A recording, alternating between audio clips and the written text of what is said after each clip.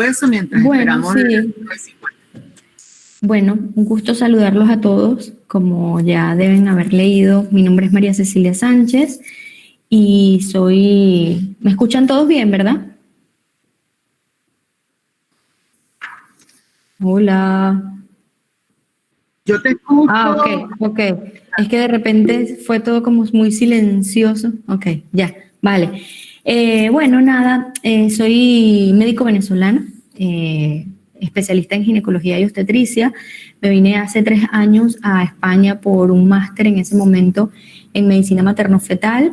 Desde que yo estaba en Venezuela, hice mi posgrado en la maternidad Concepción Palacios. Y pues desde que estaba en Venezuela estaba muy ligada siempre a todo esto del trabajo comunitario, el trabajo social, las jornadas médicas. Recibíamos alguna que otra vez insumos de Estados Unidos y pues cuando llegué a España dije yo voy a investigar cómo podemos hacer para ayudar desde acá o para registrar alguna organización que nos permita ayudar desde España.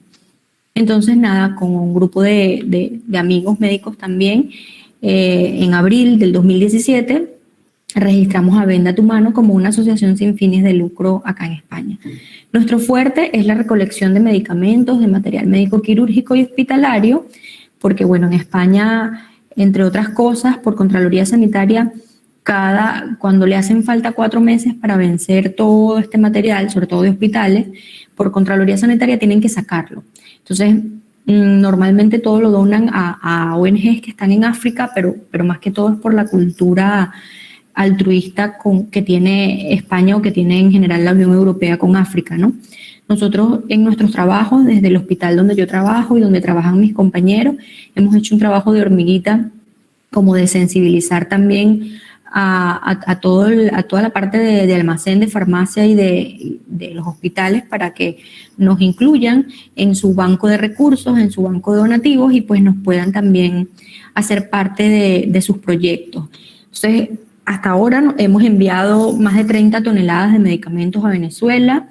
Poco a poco le hemos ido dando forma a lo que comenzó como un trabajo netamente altruista. Yo hace un año hice un máster en ayuda internacional y gestión de ONG, como también para ubicarme un poco en toda la parte legal que esto implica, ¿no? Porque cada país tiene sus leyes para todo lo que es la cooperación internacional y en el marco de las ONG. Y también pues para comenzar a darle un poco más de forma a la organización. De esta manera, pues actualmente llevamos a cabo proyectos de salud, de educación y de fortalecimiento socioeconómico. En Venezuela hacemos mucho énfasis en que, bueno, en general todo el país está necesitado, pero nosotros intentamos llegar a las comunidades rurales más que todo, que ya de por sí el acceso es mucho más complejo que en una ciudad urbana, ¿no? Y pues nada, tenemos una red de médicos en Venezuela, en varios estados del país, que en su mayoría son compañeros o excompañeros nuestros de pregrado o de posgrado, y entre todos pues llevamos a cabo todos los proyectos. Ahora mismo estamos trabajando muy duro en esto también de la dotación de equipos de protección personal para los sanitarios o el personal de salud en Venezuela. Y bueno, hemos parado un poco este año a raíz de lo de la pandemia. Hicimos una jornada en enero en el estado Apure, en el Parque Nacional Sinaruco Capanaparo, y ya de ahí pues paramos un poco por el tema pandemia y nos hemos enfocado más en lo que les digo, en lo de los kits para el personal sanitario. Entonces, bueno, nada, esto es un poquito de lo que es Venda Tu Mano.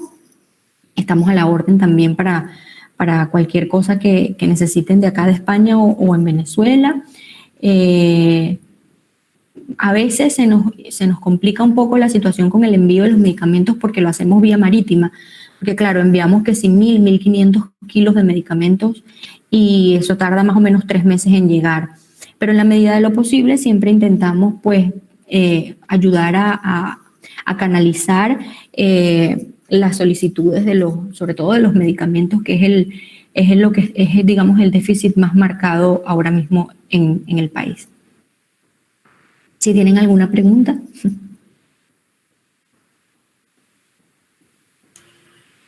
Bueno, Bueno, aparentemente no. A veces esas ausencias a mí me dan miedo porque no sé si que fue que entendieron todo o que no entendieron absolutamente nada. Bueno, Pero bueno, vamos a imaginar que es que lo entendieron todos, de todas maneras.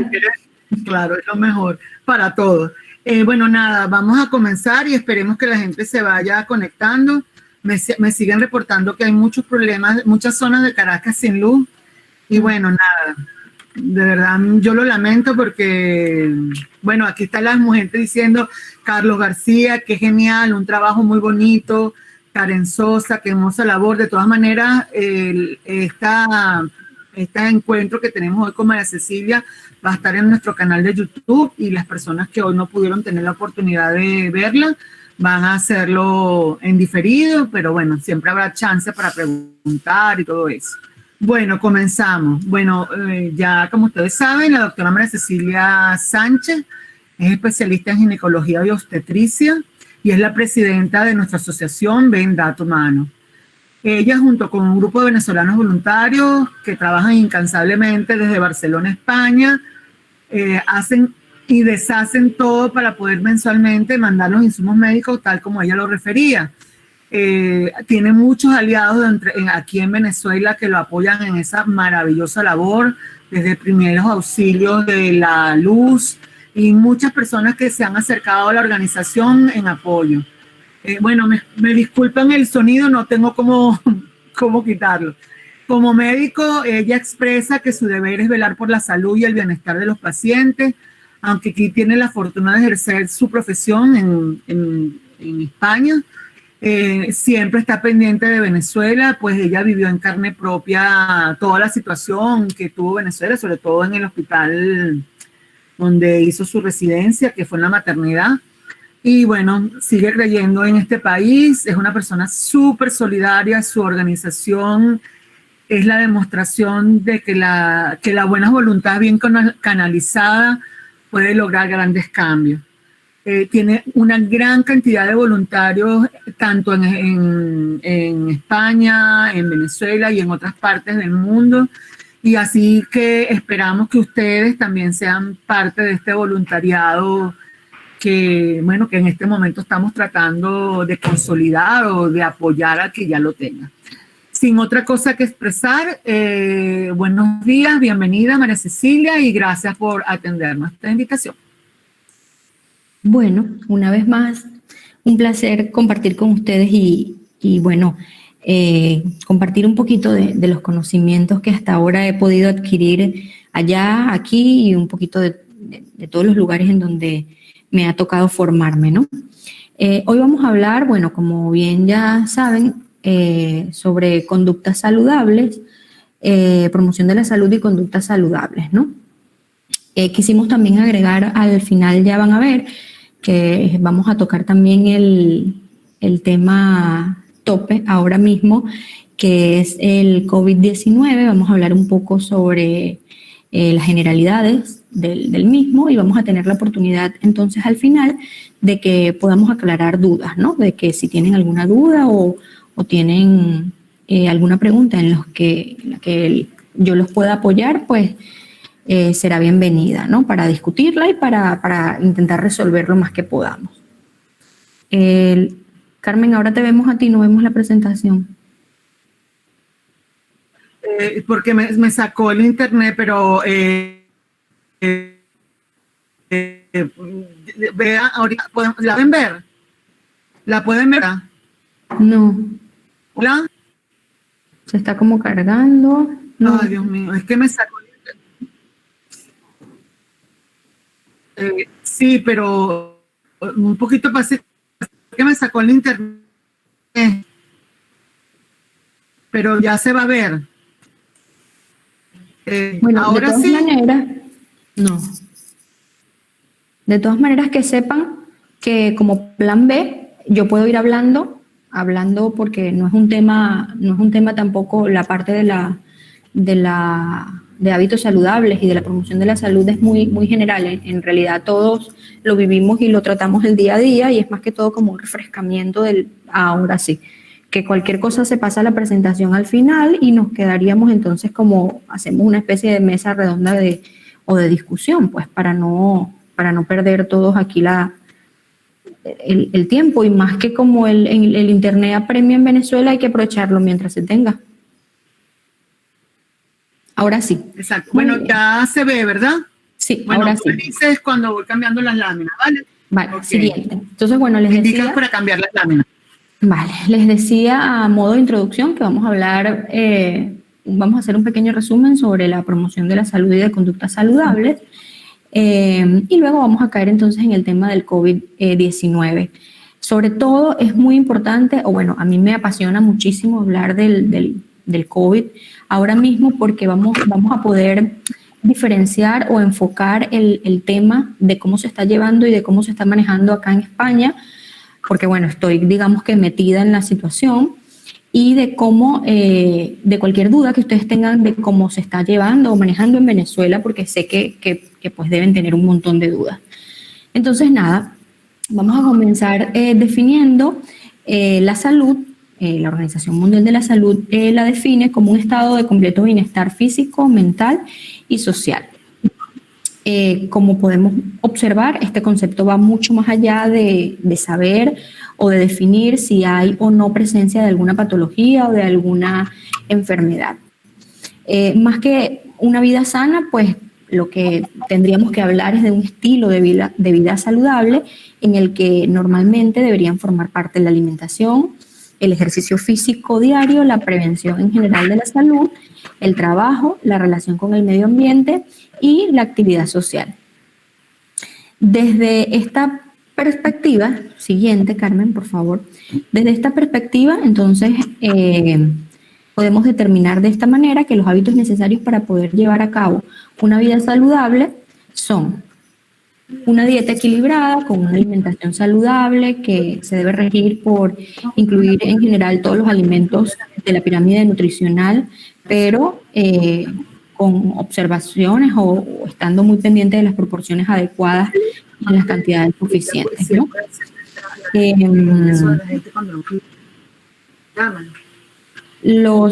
Carmen, siguiente. Los hábitos tóxicos como el tabaco, el alcohol y las drogas, pues van a incidir de una forma muy negativa en general sobre la salud. Algunas bibliografías algunos autores describen que en general, incluyendo por ejemplo al vino, a la cerveza o a las bebidas alcohólicas que tienen menos porcentaje de concentración de alcohol, ¿no? Pero en su mayoría, la mayoría de las bibliografías describen que hay una única tolerancia que se refiere exclusivamente a la ingesta del vino y de la cerveza, y que incluso pueden llegar a recomendar el consumo del mismo con un equivalente de una copa al día. En cuanto al ejercicio físico, pues en general las recomendaciones son de unos 30 minutos, de 30 a 45 minutos diarios de actividad física. Es el tiempo más o menos en general en los que se basan la mayoría de las bibliografías, y pues lo que va a permitir es quemar calorías sobrantes, fortalecer sistemas, músculos, huesos, y a prevenir posibles patologías como de la parte cardiovascular, metabólica. También puede ayudar, como bien sabemos, a disminuir el estrés, a tener un sueño más reparador y a mejorar mucho en cuanto a la estabilidad emocional que pueda tener la persona, ¿no? En cuanto a la higiene, pues una higiene adecuada puede evitar o puede prevenir muchísimos problemas de salud, desde infecciones a problemas propios dermatológicos o dentales. Importante resaltar acá que el concepto de higiene no solamente se va a referir al aseo y a la limpieza del cuerpo, sino que también está incluido, digamos, en esta definición el ámbito doméstico y de donde la persona se desenvuelva, tanto para vivir como para la parte laboral. En cuanto a los productos tóxicos, pues son muchos los productos a los que el organismo en sí se puede exponer, ya sea de forma puntual o continua, y que en función de la exposición del producto y del tiempo en el que se haga, puede resultar un serio riesgo para la salud de la persona, ¿no?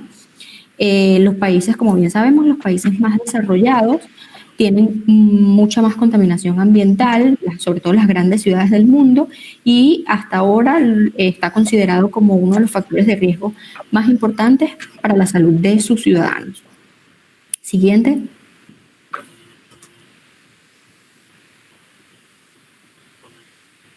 Vale. El equilibrio mental, pues, cuando nos hablan de esta parte o del bienestar emocional y psicológico, no solamente se refiere a la existencia de alguna patología o de alguna enfermedad mental, ¿no? Sino al estado o al equilibrio del bienestar emocional y psicológico que debería tener una persona o que debería ser necesario para poder mantener y desarrollar las capacidades propias del desenvolvimiento diario, como las relaciones sociales, las capacidades cognitivas, el saber enfrentar y manejar y pues, por supuesto, controlar los retos que diariamente se nos presenten en la vida, ¿no? Por supuesto, acá recordar que el estrés, el cansancio y la ansiedad son algunos de los signos que pueden estarnos indicando que hay algo irregular o que el estado mental no está del todo tranquilo y saludable, ¿no?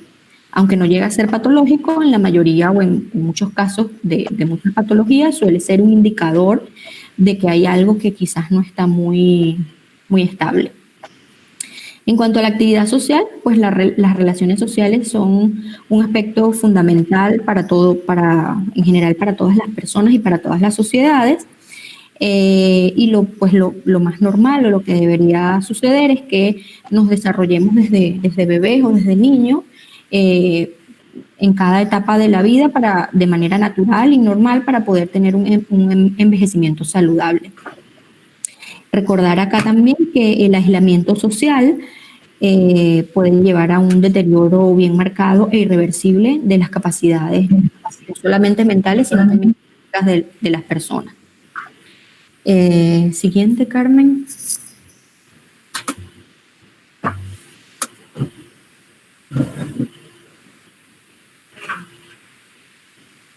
Vale.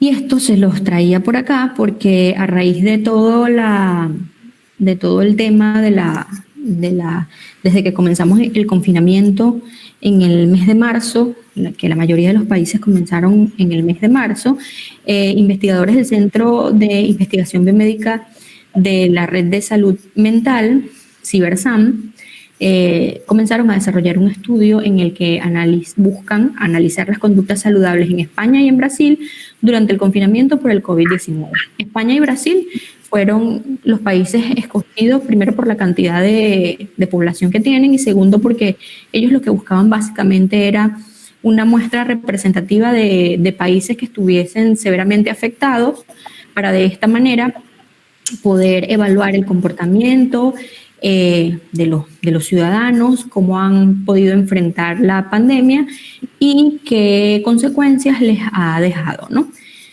Entre sus conclusiones, las principales, el estudio se realizó durante los meses de marzo, abril y mayo, y de momento las principales conclusiones que han podido sacar básicamente son que las personas han cambiado, ya sea de moderado completamente, sus rutinas de ejercicio y de actividad física durante el confinamiento, evidentemente porque, claro, por lo menos en España, la mayoría de las comunidades autónomas donde se concentraban la gran cantidad de casos, o la mayoría de cantidad de casos, eran en ciudades, no eran en áreas rurales. Entonces, claro, al ser una población que está en una ciudad y que vive en espacios muy limitados, o sea, que no tiene áreas verdes donde pueda esparcir o donde puedan hacer algún tipo de actividad física, pues se limitaba muchísimo las rutinas de ejercicio de la comunidad en general, ¿no? Entonces ellos describen que aproximadamente el 70% de las personas en España lo habían cambiado y el 62% en Brasil. Y lo otro es que los cambios tuvieron un cambio de forma total o moderadamente de sus hábitos de sueño durante el confinamiento. Pero claro, una cosa conlleva a la otra, porque evidentemente Se comenzó a implementar el tema del teletrabajo, que en teoría te tenía que obligar a cumplir una rutina laboral en tu casa, pero evidentemente el quemar no se queman las mismas calorías, no tienes la misma, digamos que el mismo circuito de la rutina diaria del trabajo, del colegio, de volver, del ejercicio físico, etcétera, etcétera. Entonces, claro, los hábitos en general y principalmente durante el sueño estuvieron alterados de moderado a severo o totalmente en las personas. Y ellos básicamente, en conclusión, lo que buscan es evaluar la huella en el estilo de vida que va a dejar la pandemia y el confinamiento en la ciudadanía.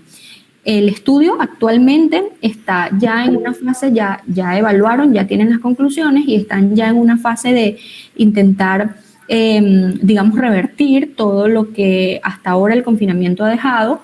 Entiendo también por lo que leía en las actualizaciones del mismo que se les hace un poco complejo porque por más que ellos intenten buscar nuevas medidas de apoyo, ¿no? Para intentar corregir un poco todo esto, pues estamos, por lo menos en España ahora mismo, estamos entrando en la segunda ola, entonces ya estamos otra vez en confinamiento. Entonces, bueno, es un estudio bien interesante, porque sobre todo porque las personas tuvieron muchísima participación, tuvieron más del doble de lo que ellos creían, las personas llenaban un cuestionario vía online y pues referían que al final en las observaciones del estudio, las personas como que terminaban describiendo más síntomas y refiriendo más información de las que inicialmente ellos mismos les habían planteado. Entonces, bueno, en cuanto al tema de los hábitos y de las conductas saludables, es un estudio bien chévere que promete mucho o que promete darnos mucha información.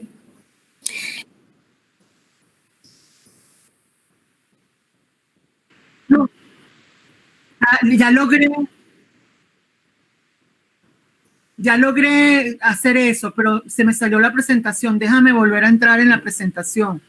Ya va, porque logré admitir a la gente sin quitar la presentación, pero ahora se me salió la presentación. Discúlpenme, de verdad, son 56 años, no es broma. Ya voy.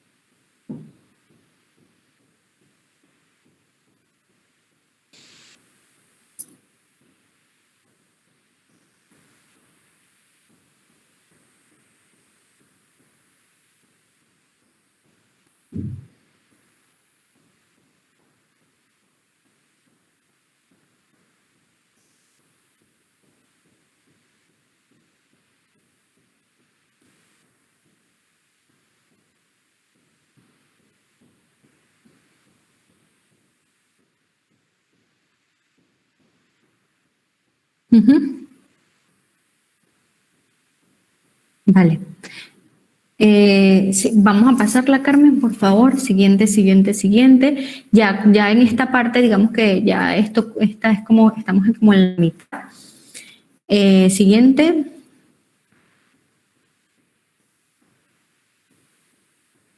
Esto era lo que les decía como que el objetivo del estudio, que lo que buscaba era planificar estrategias óptimas para poder mejorar la la calidad de vida o intentar corregir un poco todos los estragos de la pandemia en las diferentes poblaciones, ¿no? Ahora entramos en este tema, en el COVID-19. Vamos a hablar brevemente. Lástima que no puedo compartir la pantalla, pero les voy a hacer llegar a su email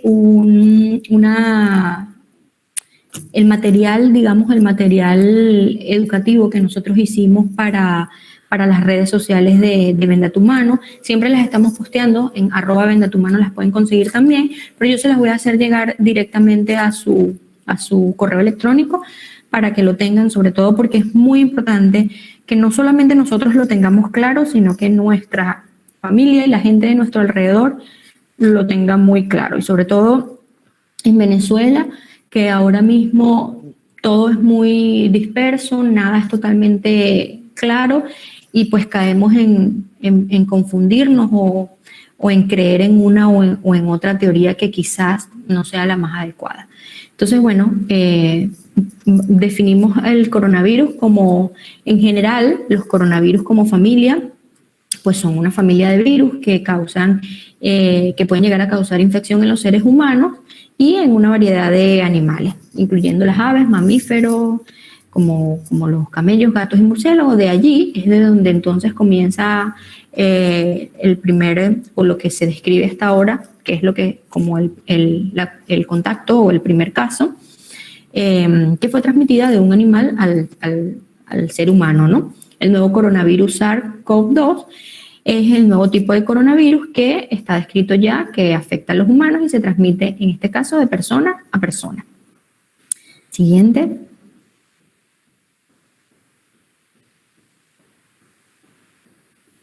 Siguiente. Ok. Los síntomas en general, pues inicialmente, lo primero que tenemos que recordar o que dejar claro es que es una enfermedad que todos los días aprendemos algo nuevo, que todos los días tiene alguna sintomatología que desconocíamos o que se asocia como nueva, y que lo que hoy funciona quizás mañana no funciona o deja de funcionar. Los síntomas más habituales en general o en la mayoría de los pacientes son fiebre, tos seca, cansancio, debilidad generalizada. Esto es la gran mayoría de los pacientes, ¿no? Pero hay otros síntomas que pueden estar o no pueden estar asociados a los que ya les describí, como artralgias o mialgias, que son los dolores, las molestias musculares, dolor de garganta, manifestaciones o síntomas gastrointestinales como diarrea. Puede haber alteración en el hábito evacuatorio, que en su mayoría se da por la diarrea, dolores de estómago, dolores de barriga, diarrea, en la parte gastrointestinal, ¿no? Puede haber también, o se han descrito casos con conjuntivitis, la cefalea o el dolor de cabeza es muy intenso. Ya está bien descrito también la pérdida del olfato o del gusto, erupciones cutáneas o pérdida del color en los dedos de las manos o de los pies. Esto más que todo se debe por la parte de la oxigenación o de la falta de oxigenación a los tejidos, que el paciente puede comenzar a notarse que el llenado capilar o que los dedos, las uñas comienzan a perder, digamos, color, ¿no? De los síntomas, lo más importante que tenemos que saber es que actualmente, antes, en marzo, abril, nos decía que pues tenía que existir la presencia de fiebre, por ejemplo. Hoy día sabemos que hay casos positivos que no tienen fiebre, que pueden tener malestar general, dolor en las articulaciones, en los músculos, pueden o no perder el olfato y no tienen fiebre, y no por eso se descarta que no tengan el virus, ¿no? Entonces, muy pendiente, porque hemos tenido muchos pacientes que dicen, no, pero no es coronavirus porque no tengo fiebre. No necesariamente. Una cosa es que en la mayoría de los casos esté presente, y otra cosa es que no se dé, porque sí se da. Sí se dan los síntomas sin fiebre. Siguiente.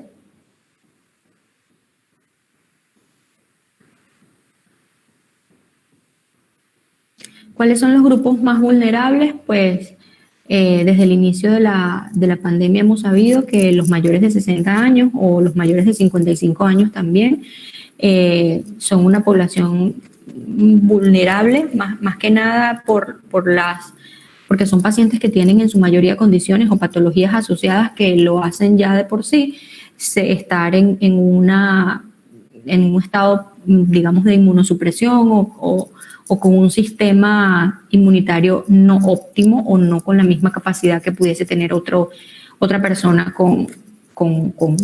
sin patologías, ¿no?, de base o sin enfermedades de las que sufren.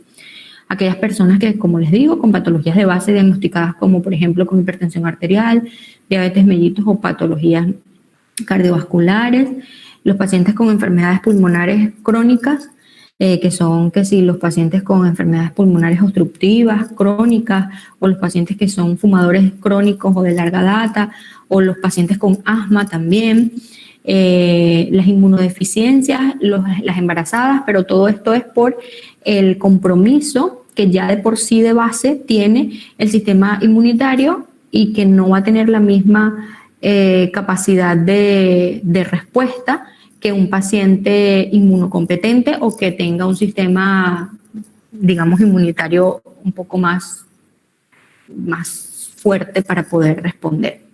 Siguiente. Karen dice, los pacientes sí. Sí, Karen, los pacientes con patologías tiroideas, sí. Se sabe que si están descompensados pueden tener un mayor riesgo o pueden ser parte de la población vulnerable también. Si están descompensados. Si están compensados, todavía está como que está como que, digamos, en discusión si el riesgo es igual al de todos los pacientes o que por el simple hecho de que esté descompensado, puede cambiar o no. Pero en términos generales sí, yo también lo pondría como una población de riesgo. ¿Cómo se transmite el coronavirus? Pues por contacto con otra persona que esté infectada por el virus. La enfermedad se propaga principalmente de persona a persona a través de las goticas que salen de la nariz, de la boca, directamente de la persona infectada al toser, estornudar o hablar. Aquí también quiero hacer énfasis aquí, sobre todo para que nos sirva como digamos, de experiencia, ¿no?, y de ejemplo. Hace 3 días la Organización Mundial de la Salud siempre desde, digamos, el inicio ha estado en disputa si existe o no el contacto o el contagio, a través de las partículas del ambiente, ¿no?, a través de la ventilación. En un principio nos indicaban que pues había que abrir para ventilar las casas, tu trabajo, tu lugar de dormitorio, pero que tenía que todo que ventilarse. Hace 4 días, la Organización Mundial de la Salud publicó que el virus se transmitía a través del aire, es decir, si abro la ventana de mi habitación, pues el aire que podía entrar estaría en riesgo de que entraran partículas del virus y que se pudiese contaminar. Y pues mágicamente al día siguiente la Organización Mundial de la Salud quitó esa información y siguen hasta ahora manteniendo la teoría de que no hay suficiente información o base científica que nos permita confirmar o descartar que el virus se puede transmitir a través de partículas que estén en el aire, pero una cosa es que sea el aire de una persona que esté a menos de 1 metro de distancia tuya y estornude y te llegue, porque el contacto directo es mayor, a que hablemos de aerosol, por ejemplo, o de abrir la ventana para que el aire pueda entrar, circular y ventilar la zona. Esto se los comento porque, más que todo, como para que vean cómo todos los días cambia la información que tenemos acerca del coronavirus y de lo importante que es mantenernos informados y pues buscar directamente de las fuentes oficiales, porque eso es otra cosa también, que no podemos caer en el amarillismo o en información que no sea oficial, ¿no? Entonces, bueno, de momento lo que la Organización Mundial de la Salud sigue recomendando es que ventilemos, que hay que abrir y airear un poco la zona donde trabajamos o donde convivimos, y que no hay suficiente información científica que pueda respaldar el hecho de que los aerosoles o que las partículas en el medio ambiente sirven como vector o como transmisor del virus, ¿no? Siguiente. Pero con el tratamiento con levotiroxina adecuado se sabe algo de si tienen más riesgo. Karen, lo que han descrito los protocolos, por lo menos aquí en España, es que si están estables, compensados con un tratamiento adecuado, no tienen un riesgo mayor a presentar o a desarrollar el virus, siempre y cuando esté compensado. Acuérdate que también eso va a depender mucho de la edad del paciente, de si tiene otras patologías asociadas y del trabajo que tenga. Porque, por ejemplo,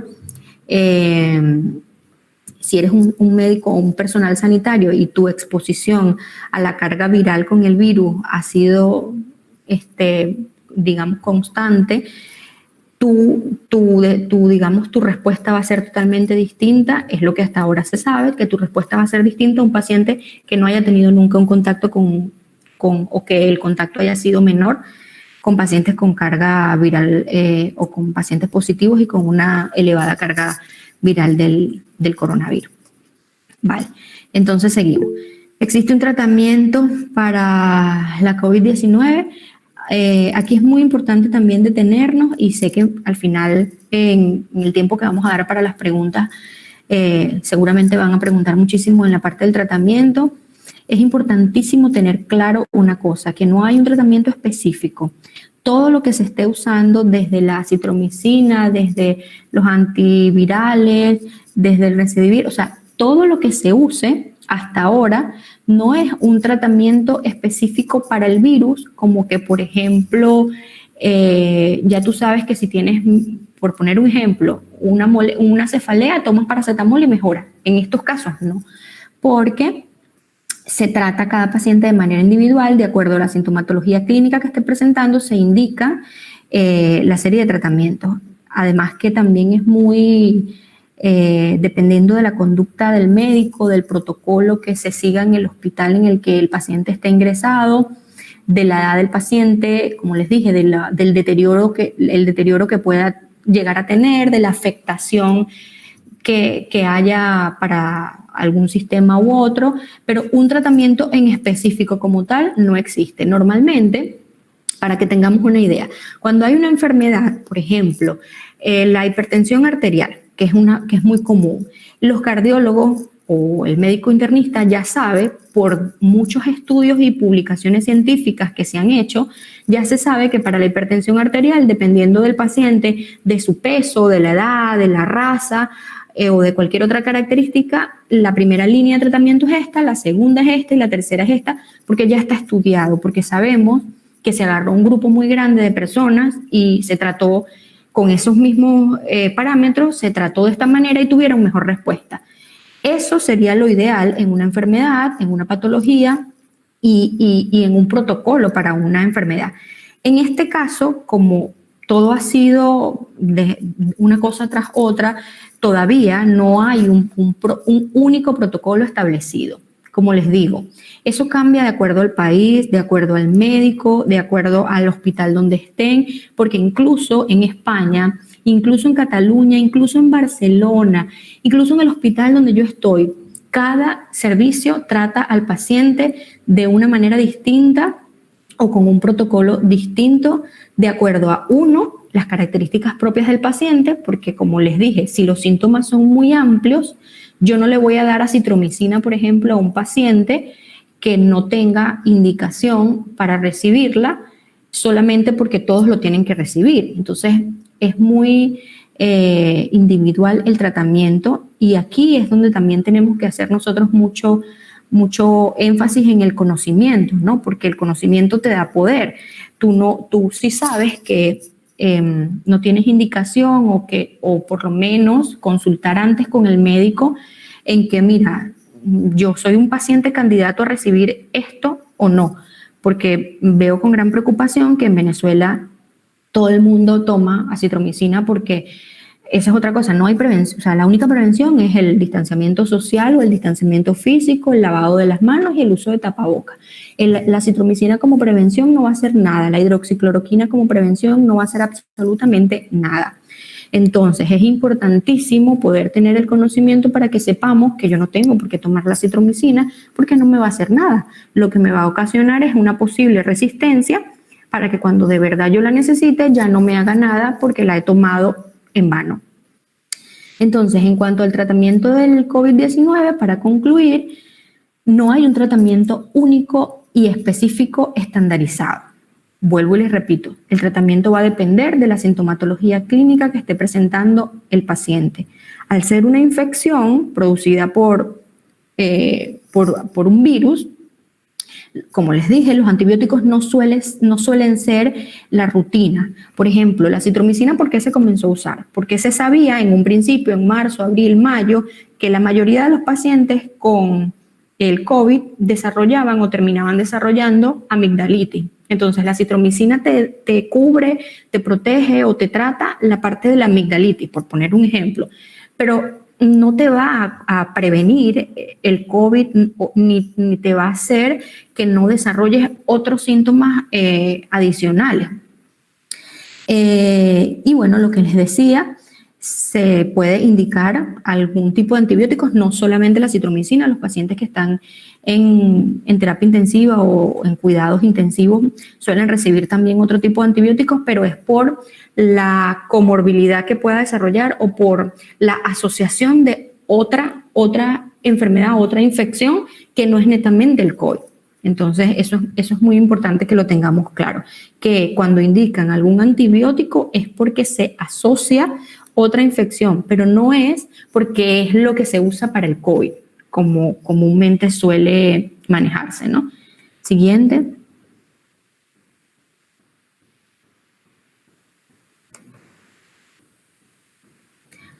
¿Qué podemos hacer para protegernos y para proteger a los demás? Pues, como les dije, lo que hasta ahora también se sabe es que en un futuro la Organización Mundial de la Salud, a la triada de distanciamiento físico, el uso de tapabocas y el lavado de las manos, también se le va a agregar un cuarto punto que es la parte de la ventilación, ¿no?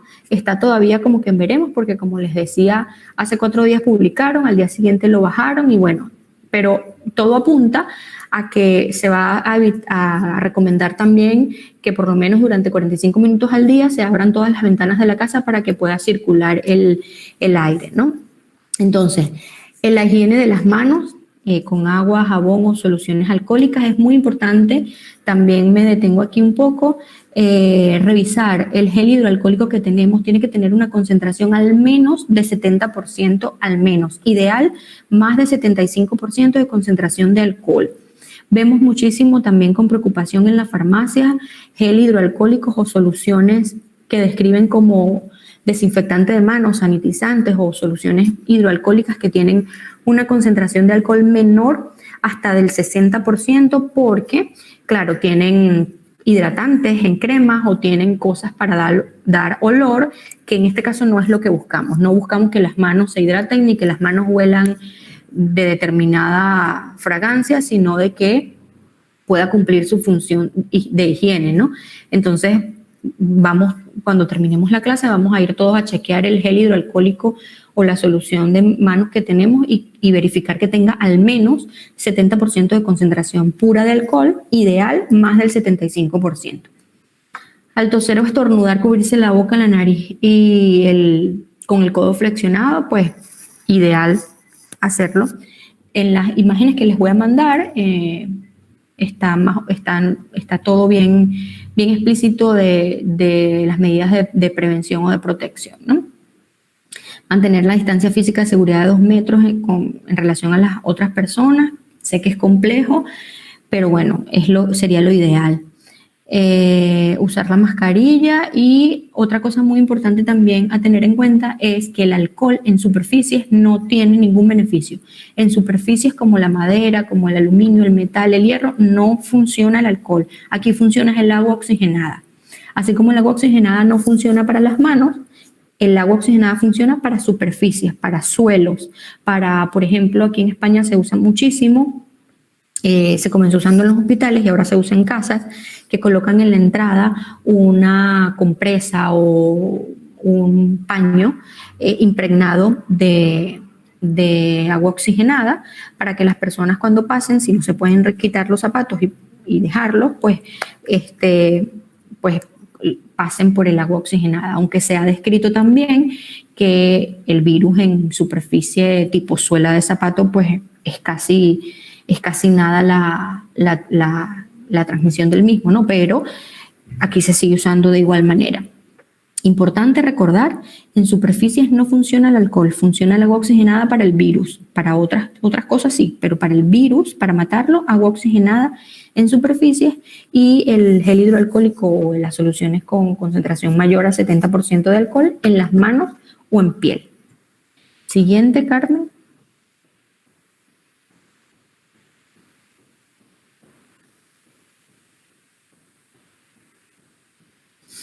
Bueno. Y entonces aquí les voy a dejar también en el mail que les voy a enviar el link directo de la Organización Mundial de la Salud, donde hacen las actualizaciones como que 30 veces al día del virus, y del Centro Europeo para la Prevención y el Control de Enfermedades, que aquí es el europeo, en Estados Unidos es la CDC, para que tengan muchísima más información al día, porque como les digo, lo que hoy funciona con el virus, mañana no funciona, y no es porque no es por el desconocimiento de nosotros, sino porque todos los días se saben cosas nuevas o se logran comprobar cosas que creíamos que sí y que luego se ve que no.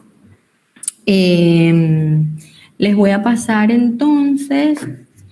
Otra cosa que también quería comentarles era acerca del diagnóstico. El diagnóstico, que también es súper controversial, sobre todo porque se tiende también a caer en comprar las pruebas rápidas de estas capilares para la IgG y la IgM, que sepamos que el diagnóstico se hace idealmente a través de la PCR. El cloro, sí, también, el cloro. Sí, el cloro. Incluso más económico y más se suele hablar más de la lejía acá o del cloro, porque es más económico que el agua oxigenada. Pero sí, el cloro también. Les decía lo de la PCR. En Venezuela tengo entendido hasta ayer que el Instituto Nacional de Higiene en la UCB es el único centro autorizado por el gobierno nacional para poder realizar las PCR. Lo ideal es la PCR. ¿Por qué? Porque la PCR se hace a través de una muestra respiratoria, para que sepan más o menos de qué les hablo. Es una muestra de vías superiores o vías inferiores. Mayormente deben haber visto en las redes sociales, que es como un hisopo que se mete y se toma la muestra y se analiza, ¿no? Básicamente es para detectar el ARN del fragmento del material genético del virus, y esta es el gold estándar para el diagnóstico, es decir, es la prueba que más sensibilidad y especificidad tiene. Sensibilidad y especificidad, cuando hablamos de esto, es como que de la capacidad que tiene la prueba para realizar el diagnóstico y de las distintas probabilidades que tenga la prueba de que si es positiva sea positiva, de que si es negativa realmente sea negativa. Esto se expresa en porcentajes y, por supuesto, mientras mayor es el porcentaje, más segura es la prueba. Entonces, ideal, o lo que hasta ahora mundialmente se sabe, es que el diagnóstico se hace a través de PCR. Por supuesto, la PCR no la hace todo el mundo, no es una prueba fácil tampoco como para hacerla en casa, es costosa, y siempre la hacen los organismos del sistema de salud encargados del país. En España, por ejemplo, aún siendo un país desarrollado y con muchas herramientas, o que uno podría creer que tiene muchas herramientas para hacerlo, en España había problemas con las PCR, y pasó más o menos lo mismo que está pasando en Venezuela ahora mismo, que todo el mundo se hace test rápido con la muestra sanguínea, el frotis sanguíneo que te colocas en la plaquita para que te diga si está positivo o negativo, dependiendo de las IgG o la IgM. El problema es que estos test rápidos que se hacen en Venezuela y que se siguen haciendo todavía aquí, primero, que la sensibilidad y la especificidad es muy baja, es decir, la capacidad que tiene realmente la prueba de decirte que sí tienes el virus cuando en verdad lo tienes es muy baja en relación a la PCR. Se habla de que hay pruebas, sobre todo las que vienen de origen chino, que la sensibilidad es de 60%. Por ejemplo, de 10 personas que tienen el virus, la prueba tiene la capacidad de decirte que sí o de diagnosticar a 6 personas. Entonces, imagínate un margen de 4 que puede que le digan que no y que sí lo tengan. Entonces, eso por una parte, la calidad de las pruebas y la poca sensibilidad que tienen. Y por otra parte, que la prueba puede comenzar a salir positiva después del día 10 o del día 14 de la infección. Es decir, si yo tengo hoy síntomas del virus y mañana voy y me hago la prueba, a mí me va a salir negativo porque está muy reciente y no por eso no la tenga, porque sí la tengo. Solamente, o sea, sí tengo el coronavirus, solamente que en la prueba no me va a salir positiva porque tengo muy pocos días de la infección. Entonces, ese sería, digamos que el principal inconveniente que tienen estas pruebas, ¿no? Entonces, así como que yo, ojo, muy mi opinión, es como botar el dinero, porque te va a salir negativa, pero si tienes, un paciente puede tener todos los síntomas completos para ser coronavirus. Y si la prueba está positiva o negativa, en realidad nosotros no la tomamos en cuenta, porque se trata a este paciente, se aísla y se toman todas las medidas como que si fuese un positivo, tenga o no tenga la prueba positiva. ¿Por qué? Porque sabemos que tiene una sensibilidad muy baja y porque sabemos que si está en una fase inicial de la enfermedad, va a dar negativa. Entonces, estas pruebas se usan comúnmente de rutina en España para, más que nada en las empresas, para saber si la persona ya tuvo el contacto, porque la IgG y la IgM te habla, la IgG, si ya tuvo contacto con el virus. Es decir, yo me puedo hacer hoy una prueba y me sale IgG positiva y eso quiere decir que yo en algún momento de mi vida, o sea, que yo tengo anticuerpos y que yo en algún momento de mi vida tuve ya la infección. Si me sale la IgM positiva, quiere decir que yo ahora mismo tengo la infección. Hay muchos falsos positivos y falsos negativos, entonces la prueba es un poco controversial. Lo importante que yo quiero que nos quedemos con ¿cuánto tiempo hay que esperar para hacerse la prueba sanguínea de anticuerpos? Depende de para qué la quieras. Como te digo, si tú tienes los síntomas hoy, te la haces mañana y te sale negativa, eso no quiere decir que no tengas el coronavirus, porque lo puedes tener si tienes todos los síntomas. Pero te va a salir la prueba negativa porque todavía estás en fase inicial, porque ella comienza a partir del día 10 es que comienza a subir un poco el porcentaje de sensibilidad de la prueba. Ideal, a partir del día 14 es que te va a salir positiva si tienes la infección. O sea, tú te puedes hacer la prueba el día 8 desde que comenzaste los síntomas y tener el virus y te puede salir negativa y es totalmente normal. Entonces es así como que no tiene mucho sentido para hacerla en fase activa porque tú puedes tener el virus, te va a salir negativo, pero tienes todo para toda la sintomatología del virus.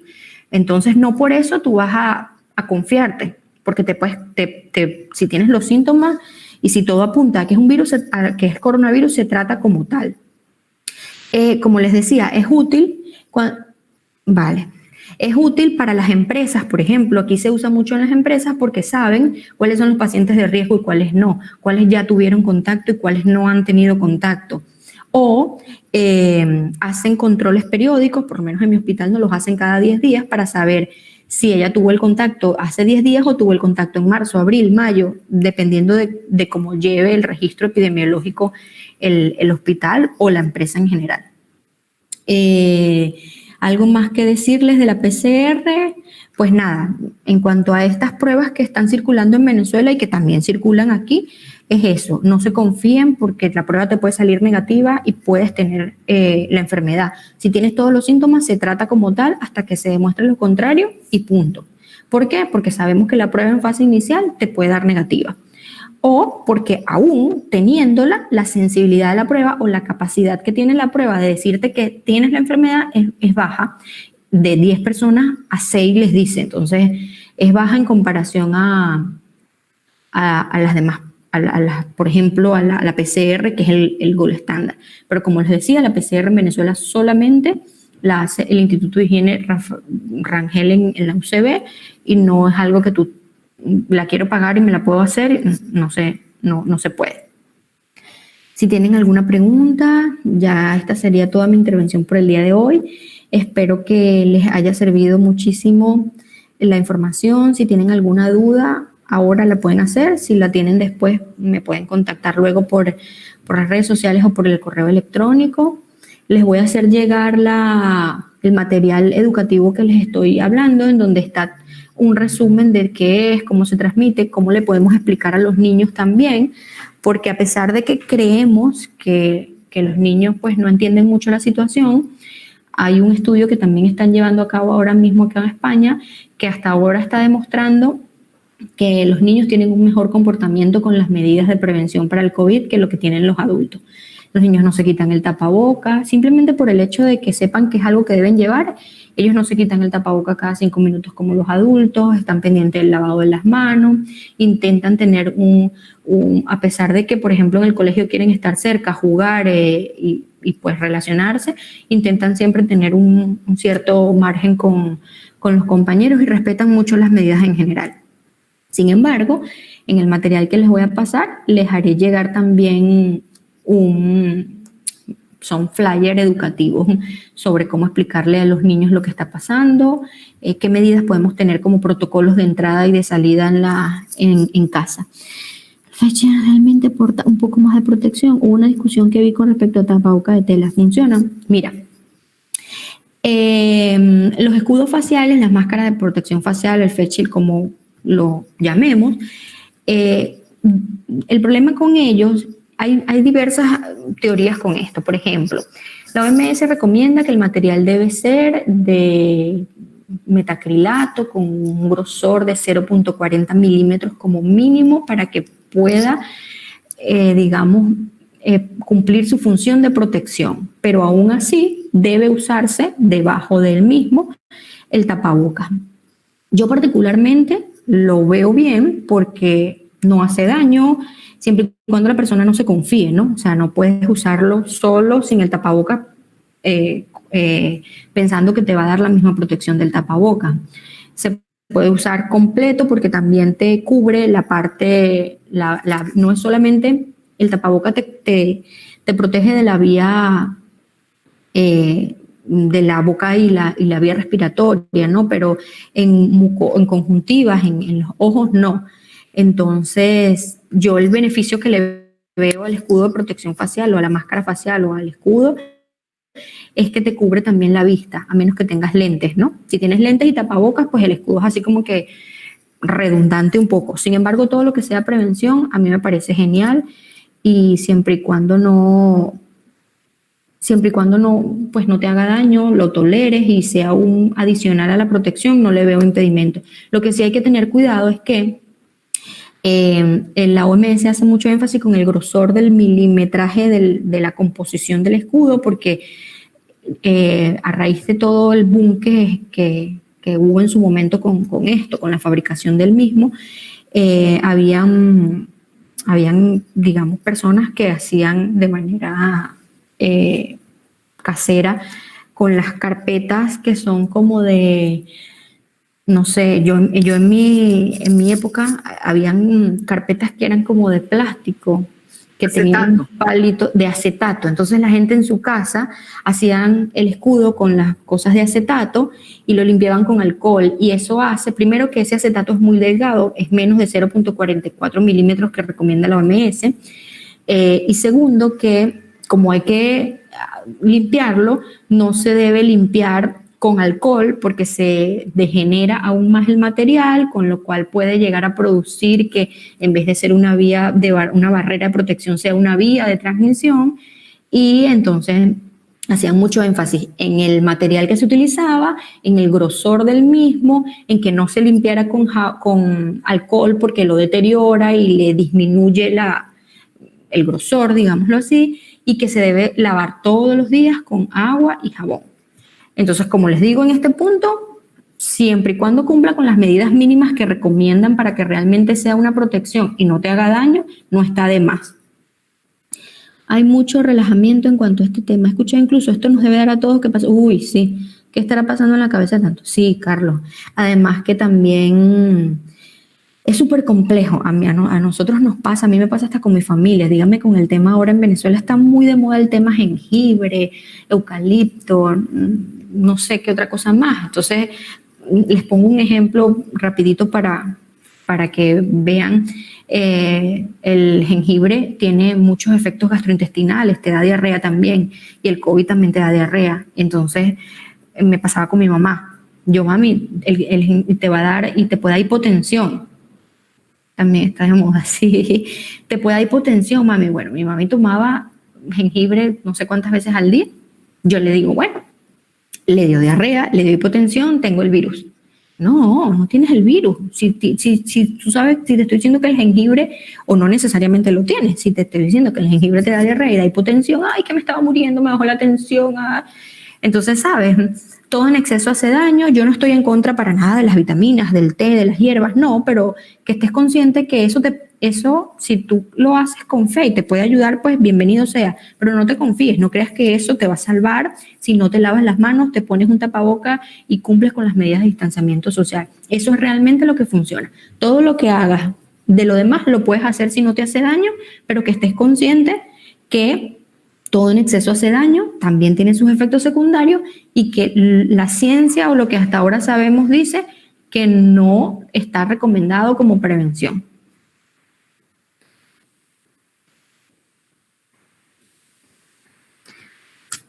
A ver si alguien más tiene alguna pregunta. Bueno, Carmen, me dirás, ¿qué hacemos? Bueno, estamos en la hora, estamos bien, ha sido una de verdad refrescante intervención, muy buena. Nos ha quitado un poco de mitos también de la cabeza, esa era un poco también la idea, porque en Venezuela las redes son pocas, malas y con información de todo tipo. Entonces, un poco era para, le decía a los muchachos, ayer tuvimos la intervención con Argenis, que era un poco de técnicas de relajación, de salud mental, ¿no? Y bueno, un poco era para saber también tú como médico, que además como presidenta de la fundación llevas a cabo esa labor tan linda de entregar material de bioseguridad, les explicaras más a los muchachos. Entonces, bueno, por mi parte, yo estoy súper contenta de tu participación. Era lógico, ¿no? Pero de todas maneras, le agradezco mucho. Los muchachos que tengan otro, aprovechen que tienen a María Cecilia, es una persona súper accesible, y pregunten todo lo que quieran preguntar. Hablen ahora o callen para siempre. No sé, sería lindo también, Juan, que está en México, que ha sido también uno de los países muy, muy afectados por el coronavirus, saber de su opinión, o sea, aunque él no es médico, ¿no? Pero, no sé, para contrastar también cosas.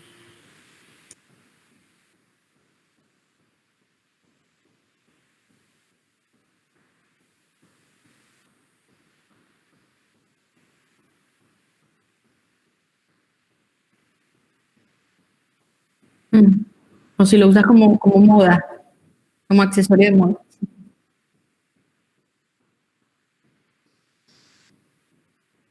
Hmm.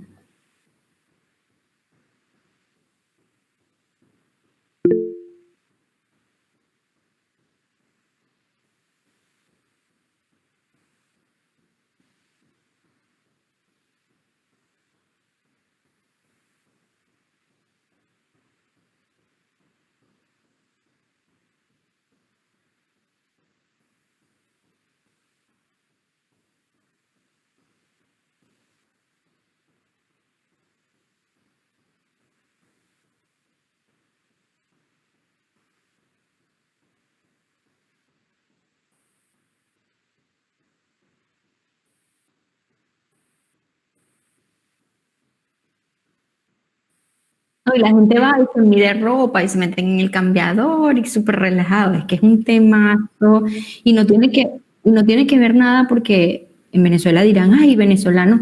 No, no, no, no, no, no, no.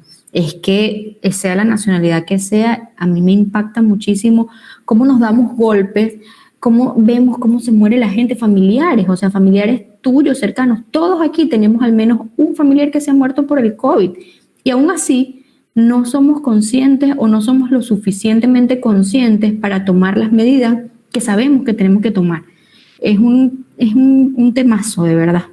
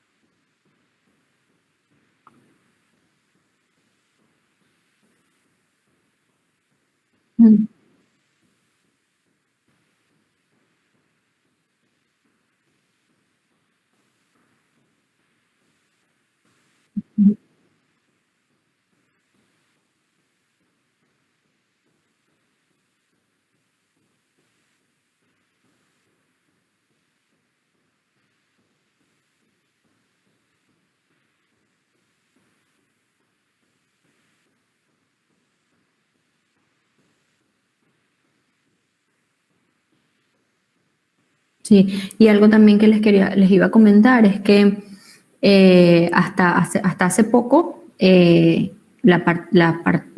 tema de la reinfección o de la coinfección o de que si a mí me dio el coronavirus en marzo, otra cosa, ¿no? Que hay personas que dicen, ya a mí me dio, ¿qué tanto? No me va a volver a dar. Entonces sí, yo siempre digo, no, todavía no sabemos si el coronavirus es como el dengue.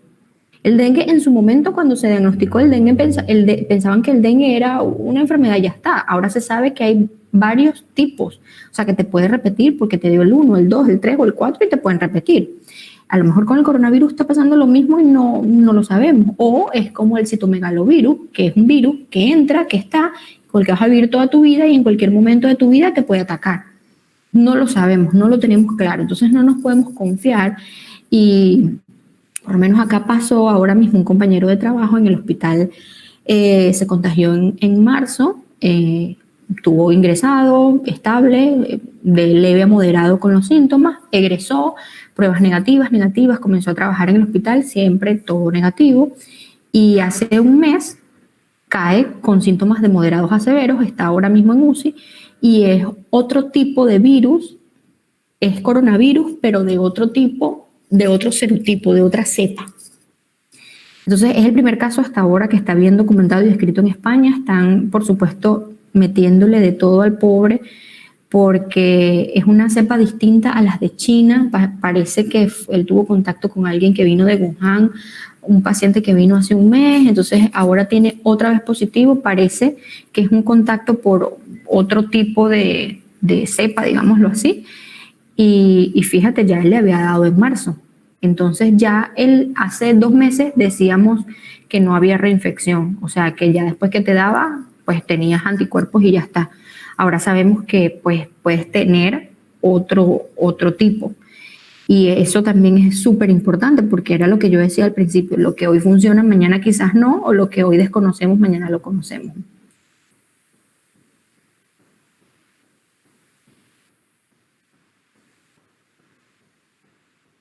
Ah, mira.